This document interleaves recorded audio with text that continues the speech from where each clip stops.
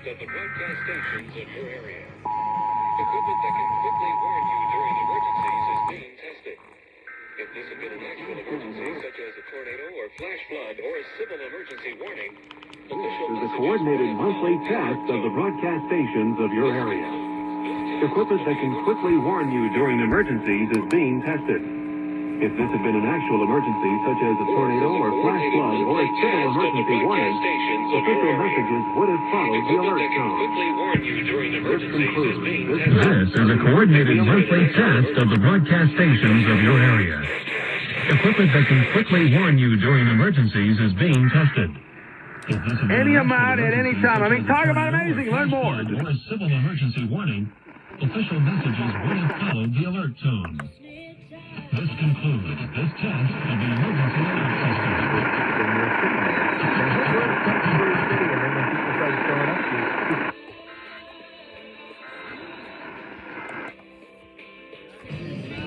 Halloween party. I cannot reveal it yet, though, because I will send photos.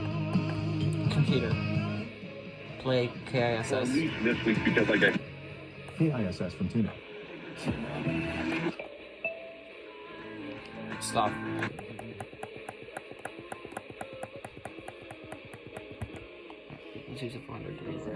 Okay, let's get back to the big questions on the macro picture, whether it's inflation, recession, and of course what's happening in these markets. The IMF warning earlier this month of the worsening outlook for the global economy. 1/3 of the global economy may tip into contraction next year. That is the assessment as central banks try to contain, of course, the hottest inflation in decades. And of course, the war in Ukraine, China's slowdown, a persistent concern.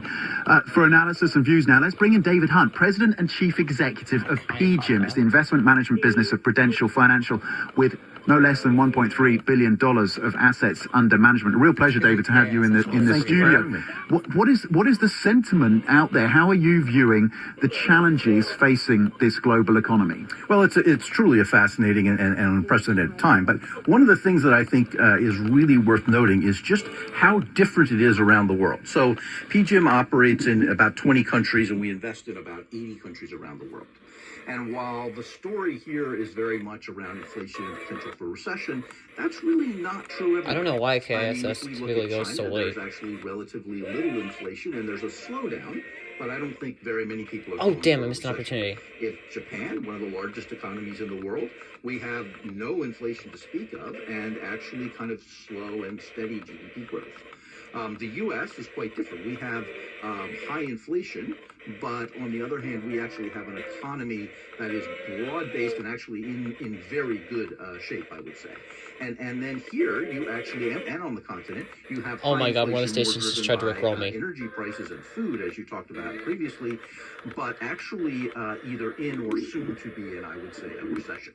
So it's a very different and nuanced picture as you look around the world. Okay, but it's hard to make the case, isn't it, for positivity, given the hit that we've seen Come on, go. both to stocks and bonds this year. Does it get better next year? So the remarkable thing is that there has been nowhere to hide really this year. You could pretend to hide in private markets for a while, but even those were beginning to be marked down. And so I think this is going to be for much of the developed world a mild to moderate recessionary scenario where you see prices absolutely come down. And I think we're going to come out of this in the post-COVID with a new regime.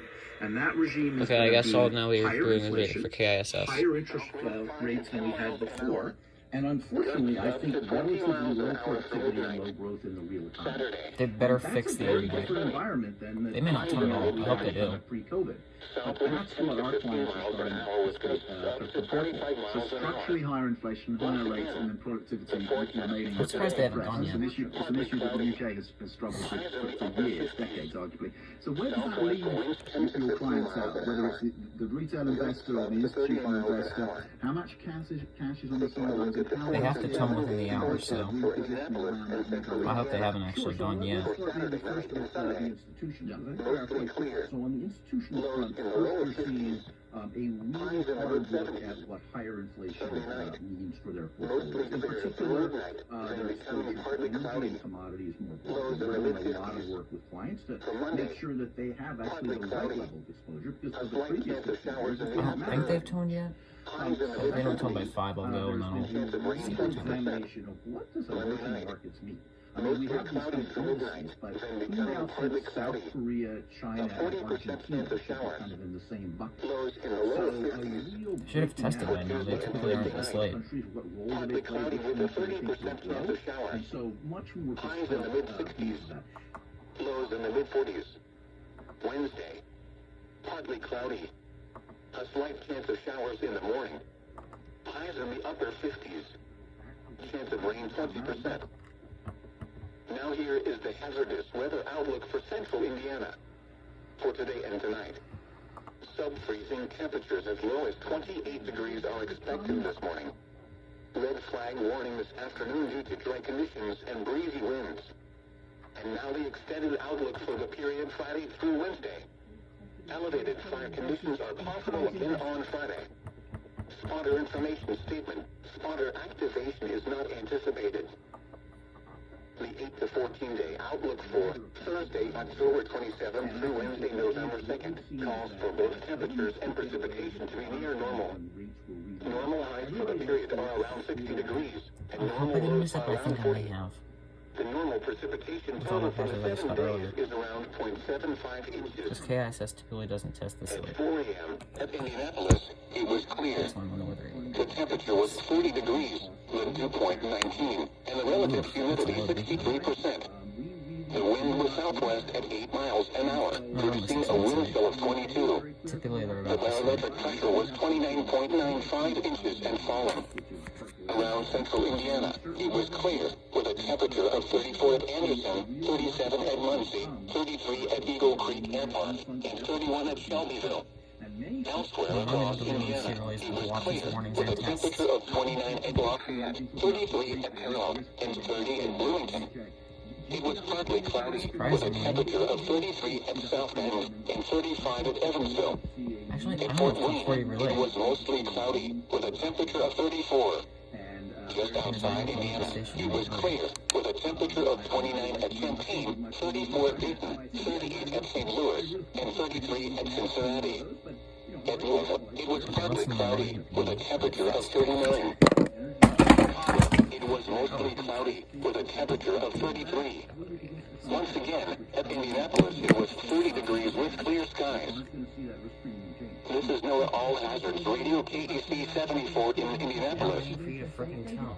Here is a freeze warning statement for the following counties in Indiana: They may Boone, really look at the second Decatur, results. Delaware, Hamilton, Hancock, Hendricks, Henry, Johnson, Madison, Marion, Morgan, Rush, Shelby, and Tipton. Freeze warning remains in effect until 10 a.m. Eastern Daylight Time this morning. Sub-freezing temperatures as low as 27.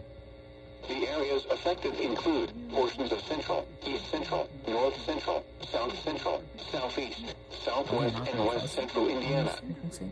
The hazardous conditions are expected until 10 a.m. Eastern Daylight Time this morning. The following impacts are expected. Frost and freeze conditions will kill crops I'm very and surprised other it hasn't sensitive failed vegetation really. and possibly damage Again, they're kind of unprotected failing. outdoor plumbing. Take steps now to protect tender plants from the cold. To prevent freezing and possible bursting of outdoor water pipes, they should be wrapped, drained, or allowed to drip slowly. Those that have in-ground sprinkler systems should drain them and cover above-ground pipes to protect them from freezing. And now a look at your forecast for Indianapolis and central Indiana. Today, partly cloudy. Highs in the And upper no, 50s. it's not going to come over weather radio. I put Southwest it on winds 10 so to that 15 I miles an wasn't just hour. copyrighting myself Gusts with up to 30 miles an stuff from hour. that station. For tonight, mostly clear.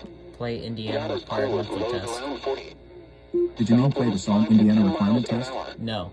Friday, Okay. mostly sunny. Warmer with highs around 70.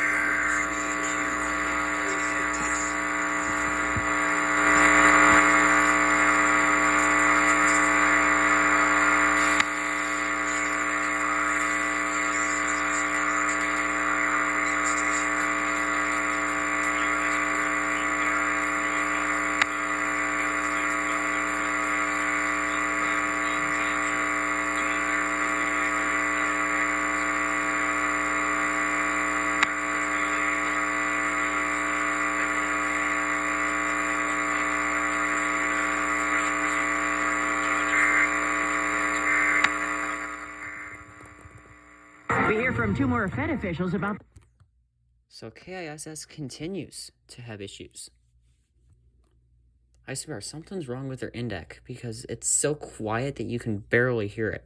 It was better that time when I turned up the Sangean to the full, but seriously, KISS, you need to fix your index.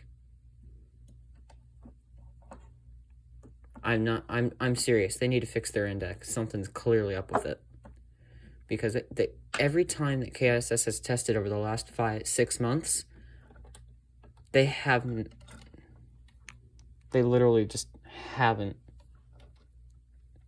The audio has been horrible, and I don't know why that is. All I can tell you is I'm just glad that it's over, so I'm going to sleep. So, like, I hoped that was actually a pretty successful catch. I'm not going to call any fails there, but KISS tested a lot later than I was originally expecting them to. Because I think they may be a primary station, but I don't actually know. So, that's it.